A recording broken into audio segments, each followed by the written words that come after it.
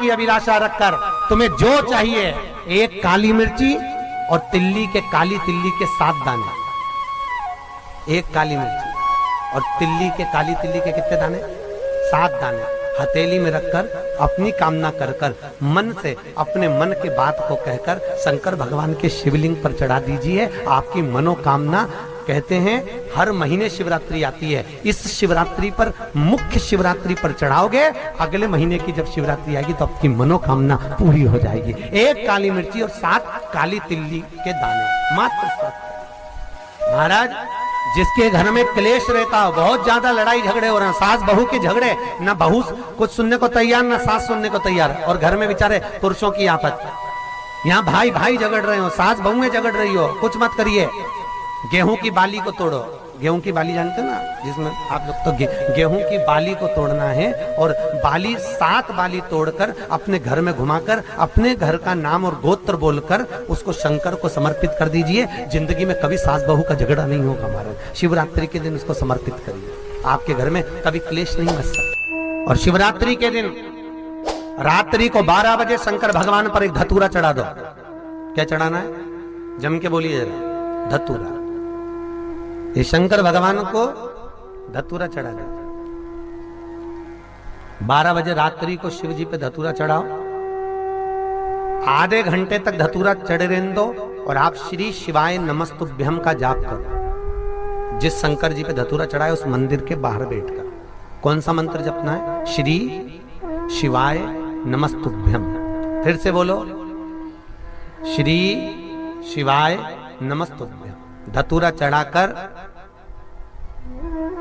श्री शिवाय नमस्तुभ्यम का स्मरण करिए। और जो दुकान नहीं चलती हो, घर में लक्ष्मी नहीं टिकती हो, खेत में फसल अच्छी नहीं आती हो, संपदा नहीं आ रही हो, बस उस धतूरे को लाल वस्त्र में बांधकर अपनी दुकान में, अपने व्यापार में, अपने घर में रात को 12:30 बजे उठाकर लाओ, और 4 बजे के पहले उसको अपनी दुकान, व्यापार, व्यवसाय में उसको बांध दीजिए। और अगर जो जमीन फसल सही नहीं दे रही हो, उस जमीन में ले जाकर गाड़ दीजिए। आपको जीवन में कभी तकलीफ नहीं भोगना पड़ेगी, लक्ष्मी बढ़ती चली जाएगी महाराज, संपदा बढ़ेगी। Hi friends, I am Arvind Sood, numerology and Vastu coach. I am going to conduct free 2 days live work. जो व्यक्ति ज्यादा बीमार रहता हो, बहुत बीमारी उसको घेरे रहती हो, परेशान रह रहा हो, बीमारी बनी हुई है, तो बोर चढ़ाइए। बेर, क्या बोलते हैं यहाँ पर? बेर की बोर, वो खाने वाला बेर जो होता है, उस बेर को 7 बेर ले लो, और 7 बेर को लेकर अपने ऊपर से घुमाकर शिवरात्रि की दोपहर के 12 बजे शंकर भगवान के शिवलिंग पर ले जाकर उस बेर को चढ़ा दीजिए। आपका रोग, आपकी बीमारी मात्र 3 महीने के अंदर समाप्त हो जाए। शिवरात्रि के दिन बेर चढ़ाने का बड़ा महत्व है, और शिवरात्रि पर चढ़ा हुआ वो बेर उठाकर ले आइए,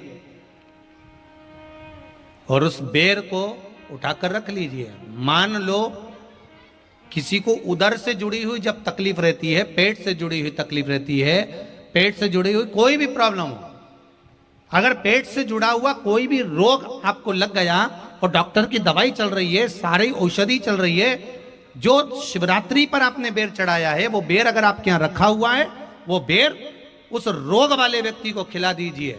आधे घंटे के अंदर पेट का दर्द, पेट की तकलीफ, पेट का कैसा भी रोग होगा, एकदम आराम लग जाएगा। उस बेर में इतना दम, इतना प्रबलता आ जाती है शंकर को, जो शिवरात्रि के दिन बेर चढ़ाया जाता है,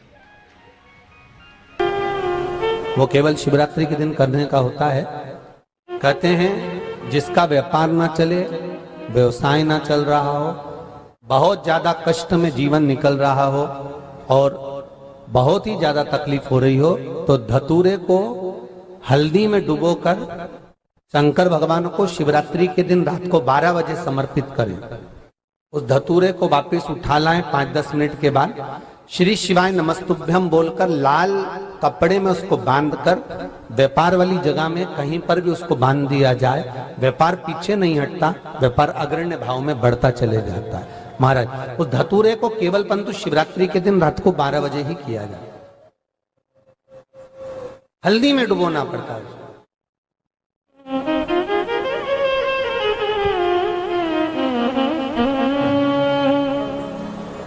यही प्रमाण एक क्रम में और है महाराज जी। लिंग पुराण कहती है, मान लो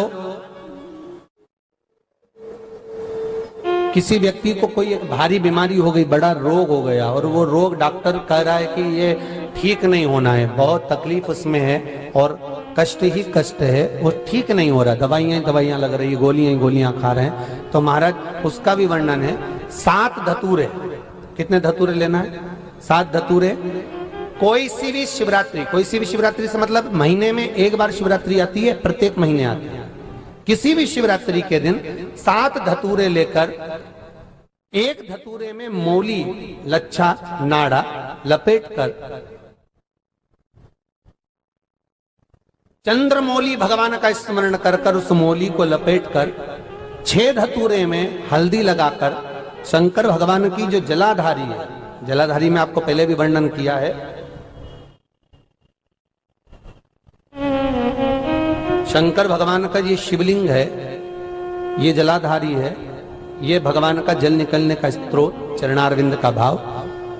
शिवलिंग जहां रखा हुआ है, ये पार्वती जी का हस्त कमल, जो ये गोल भाग है, ये पार्वती का हस्त कमल, जहां शिवलिंग रखा है। जहां से जल नीचे गिरता है, उसके सीधे भाग में श्री गणेश जी महाराज का स्थान है, उसके उल्टे भाग में श्री कार्तिकेय जी का स्थान है।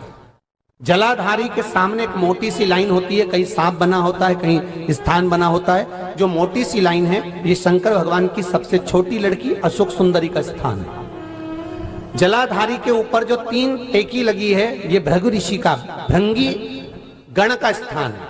इसके ऊपर जो कलश है, कलश में जो पानी भरा जाता है, वो पानी जो बूंद बूंद नीचे गिरता है, ये शंकर भगवान की 5 लड़कियों का स्थान है। जया, विषहरा, सामरीबारी, धोतली और देव, ये 5 लड़कियों का स्थान है। शंकर भगवान का संपूर्ण परिवार शिवलिंग के सामने से, जहां से जल चालू होता है गिरने के लिए, नीचे की ओर जब जल जाता है, उस स्थान पर भगवान शंकर के सारे गणों का स्थान है। फिर जब जल बहकर सामने की ओर जाता है, जितनी दूर तक जल जाता है, उतनी दूर तक भगवान शंकर के उस जल भाग को ग्रहण करने के लिए 33 कोटि देवताओं का स्थान है। इसलिए उस जल को हम लांघते नहीं है, क्योंकि वहां 33 कोटि देवता विराजमान रहते हैं महाराज। तो जो बीमारी डॉक्टर ने बता दी और बहुत बड़ा रोग हो गया और शरीर में कष्ट है, ठीक नहीं हो रहा, चाहे लीवर से जुड़ा हो, चाहे किडनी से जुड़ा हो, चाहे कैंसर से जुड़ा हो, और मान लो शरीर में कहीं गांठ भी हो गई है और वो मिटी नहीं रही हो, तो महाराज निवेदन है 7 धतूरे, एक धतूरे पर मौली लपेटकर वो शंकर जी के शिवलिंग के ऊपर चढ़ाना।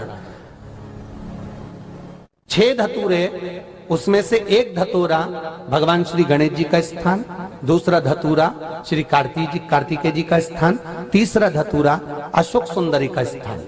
महाराज शंकर भगवान की जगदम्बा जी के हस्त कमल के ऊपर एक धतूरा, एक धतूरा जहां से जल नीचे की ओर बहकर जा रहा हो, पानी जिस जगह से नीचे गिर रहा हो, बिल्कुल वहीं पर एक धतूरा चढ़ा देना है। उस धतूरे को चढ़ाने के बाद वो धतूरा वापस लेकर आना है।